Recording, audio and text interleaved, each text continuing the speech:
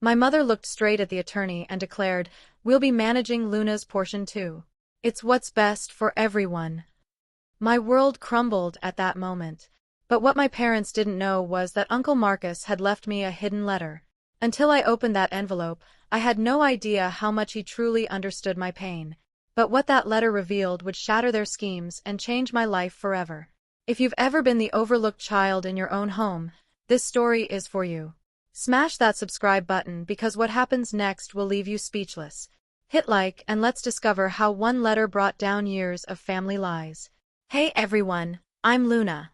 For my entire life, I was a ghost in my own family. Not actually invisible, but treated like I didn't exist. My younger brother Austin got everything handed to him on a silver platter. Elaborate birthday celebrations with bounce houses and hired entertainers. Brand new cars. Endless praise for mediocre efforts. Me. I got store-bought cupcakes and a reminder to be thankful. At 11 years old, I got a grocery store sheet cake for my birthday. That same year, Austin turned 8 and got a massive carnival-themed party in our backyard complete with carnival games and a petting zoo. I pressed my face against the living room window, watching strangers celebrate my brother while wondering why my parents' eyes never lit up when they looked at me. Academic life was no different. I came home with report cards full of A+. My parents would glance over and mutter, "Well, that's expected from you, Luna. You've always been the smart one." But when Austin managed to scrape together mostly C's with a few B's, suddenly the house erupted in celebration. Family dinner at his favorite restaurant. Proud social media posts with his report card. Long phone calls to relatives bragging about his improvement. I threw myself into every possible activity. Mock trial team captain. Regional science Olympiad winner. Editor-in-chief of the school magazine. I stayed up past midnight perfecting presentations, spent entire weekends at academic competitions, and earned a full-ride scholarship to State University. When I'd call home bursting with excitement about my achievements, they'd half listen for maybe 15 seconds before cutting me off. "That's wonderful, sweetheart. Oh, did we tell you Austin got selected for JV baseball?" I stopped sharing my victories. I learned to celebrate alone. But deep inside, a part of me kept hoping that someday, somehow, they'd truly see me.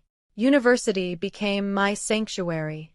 I double-majored in marketing and digital design while working 3 part-time jobs. I never asked for financial help because I already knew their standard response, "You're independent, Luna. You always figure things out on your own." Meanwhile, Austin remained comfortably at home. He spent a gap year discovering his passion, which mostly involved sleeping until noon, gaming until dawn, and half-heartedly applying to internships our dad secured through his business connections. My parents regularly transferred money into his account with explanations like, "He's still exploring his options." When I requested help covering textbook costs one semester, I got the usual response, "You're the responsible one, Luna. We have faith you'll manage." So I did. I freelanced logo designs, tutored struggling students, and learned to stretch every dollar. By my senior year, I'd saved enough to rent my own apartment and graduate completely debt-free. No handouts. No safety nets. Pure determination. Yet no matter what I accomplished independently, my parents never inquired about my well-being. They never visited my apartment. They didn't attend my senior thesis presentation, even though I was one of only 3 students selected to present at the University Innovation Showcase. Instead, they drove 4 hours that same weekend to watch Austin compete in a local amateur skateboarding contest. I remember standing backstage, clutching my presentation materials, scanning the audience for their faces. They never came. I presented to a room full of professors and strangers. Later that evening, I received a text from Mom. "Sorry we missed your thing, honey. Austin placed second in his competition. We're so proud." I stared at that message for 20 minutes. At that moment, I stopped trying to earn their attention. I realized I was chasing approval that would never come. After graduation, I landed a position at a prestigious advertising agency and worked my way up to creative director. By 27, I'd saved enough to purchase a charming 2-bedroom cottage with a garden I'd dreamed of since childhood. When I invited my parents to my housewarming party, I foolishly thought this milestone might finally spark some recognition. They wandered through my home like disinterested tourists.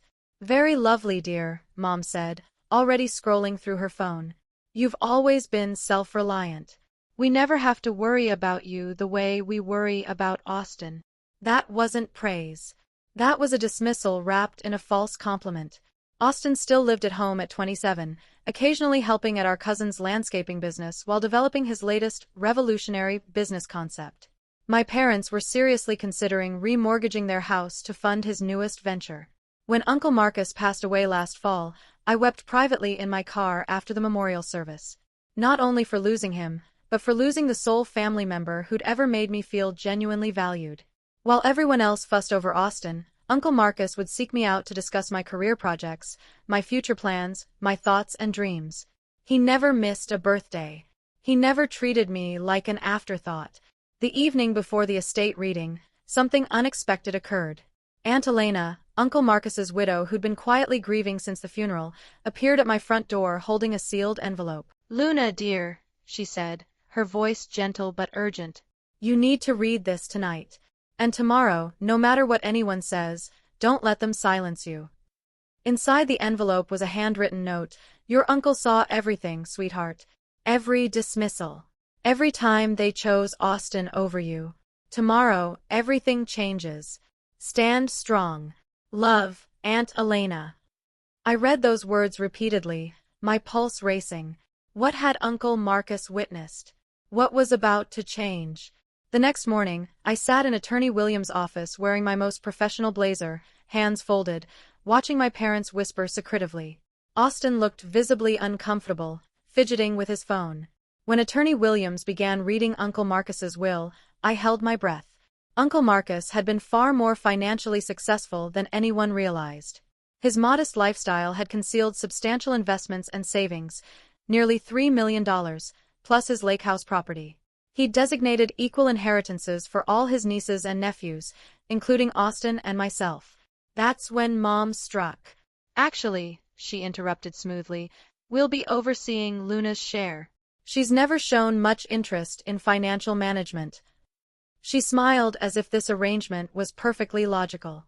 Austin could really benefit from this opportunity to launch his consulting business. The room started spinning. Dad nodded in agreement. Luna's always been generous with family. And she's established in her career, she doesn't need the support like Austin does. The familiar sting of erasure hit me like a physical blow. Even in death, they were stealing my place in the family. But before I could find my voice, Aunt Elena rose from her chair. "I believe," she said with quiet authority, "we should hear the complete will before making any decisions." Attorney Williams cleared his throat and continued reading. What he revealed next drained all color from my father's face. "Should any individual attempt to redirect, claim, or manipulate inheritance designated for another beneficiary," the attorney read, "that individual shall immediately forfeit their entire inheritance." This provision was specifically included to safeguard all intended recipients from coercion or undue influence. The office fell completely silent. Dad's jaw dropped. Mom looked frantically between the attorney and Aunt Elena. "Additionally," Attorney Williams continued, "if this clause is activated, Elena Rodriguez shall assume complete executor responsibilities, with all decisions managed exclusively through this firm without family interference." I stared at Aunt Elena in amazement. She had anticipated this exact scenario. She and Uncle Marcus had prepared for this moment. "This is absolutely ridiculous." Dad exploded, his face flushing red. "Luna doesn't need." "What Luna needs," Aunt Elena interrupted, her voice steady as granite, "is family members who recognize her value. Since you've consistently failed at that, Marcus ensured she'd be protected from your continued blindness." Then she produced another envelope, this one bearing my name in Uncle Marcus's distinctive handwriting. "This belongs to you, Luna." My hands trembled as I broke the seal. Inside was a letter that would reshape everything I believed about my place in this family. "My beloved Luna," it began, "if you're reading this, your parents have attempted to claim what rightfully belongs to you. I'm heartbroken but not shocked. I've observed for 27 years as they overlooked the most extraordinary person in our entire family. Every achievement you accomplished solo. Every milestone you celebrated in silence. Every moment you remained dignified despite their neglect. I witnessed it all. Tears blurred my vision, but I continued reading. This inheritance isn't charity, my dear. It's acknowledgement. You transformed yourself into a remarkable woman without their support, often despite their indifference. Austin may be their chosen one, but you are my greatest pride. Never allow anyone to convince you that you deserve anything less than the world. All my love always, Uncle Marcus. I looked up to find everyone watching me intently. Dad appeared nauseated.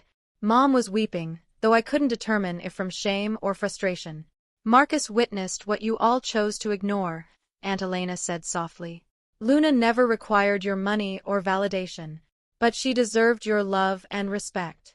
Since you couldn't provide that, he guaranteed she'd have financial security and recognition.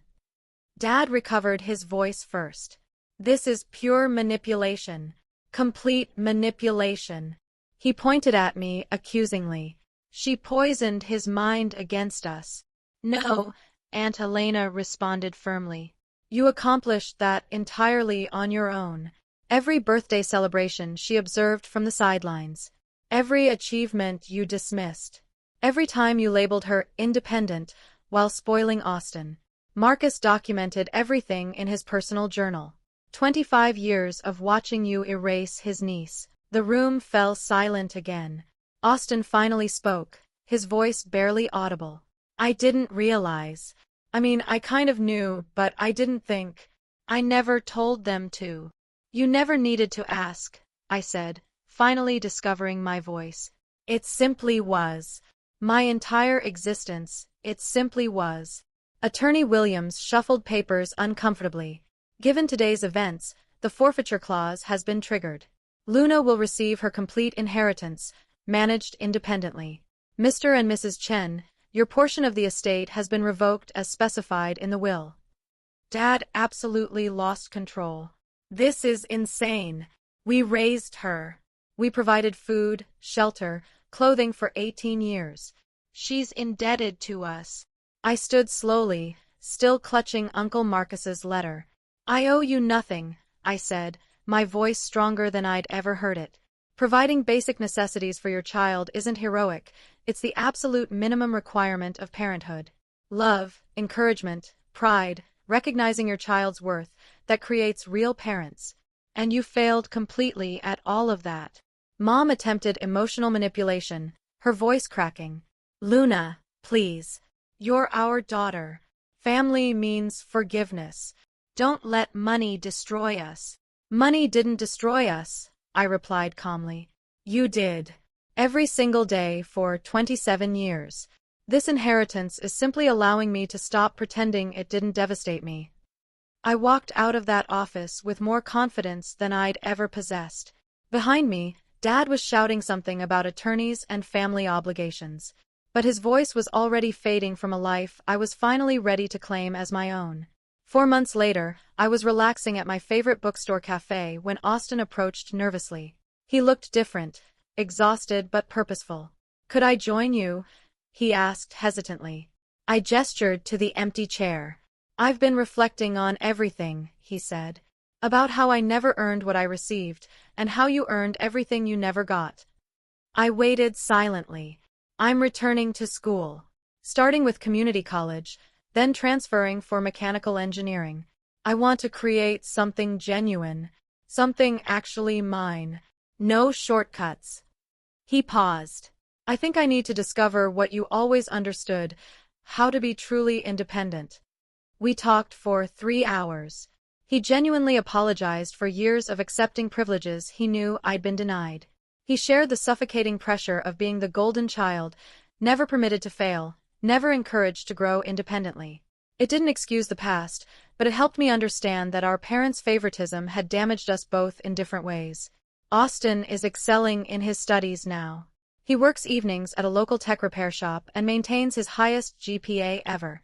We message each other weekly, simple sibling conversations that feel beautifully normal. My parents attempted reconciliation once, appearing at my house 6 weeks later with flowers and apologetic expressions. They spoke about healing and moving past old hurts. But their version of healing required me to pretend 27 years of neglect never occurred.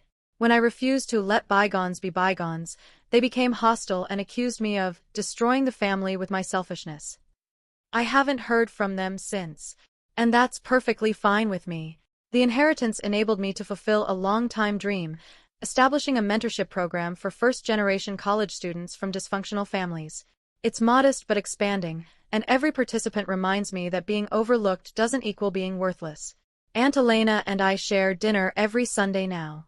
She tells me stories about Uncle Marcus's quiet rebellions, how he'd secretly slip me extra holiday money, how he displayed a photo from my college graduation in his office, how he bragged about my accomplishments to his colleagues when my own parents remained silent. He adored you immensely, she told me recently. But beyond that, he respected you. He recognized your authentic self, not who they wanted you to become. 4 months ago, I was the invisible daughter, the one who didn't require love because she was self-sufficient. Today, I'm a woman who understands her value. Not because someone finally granted it to me, but because someone helped me recognize I'd possessed it all along. Sometimes the most powerful revenge isn't destroying those who wronged you.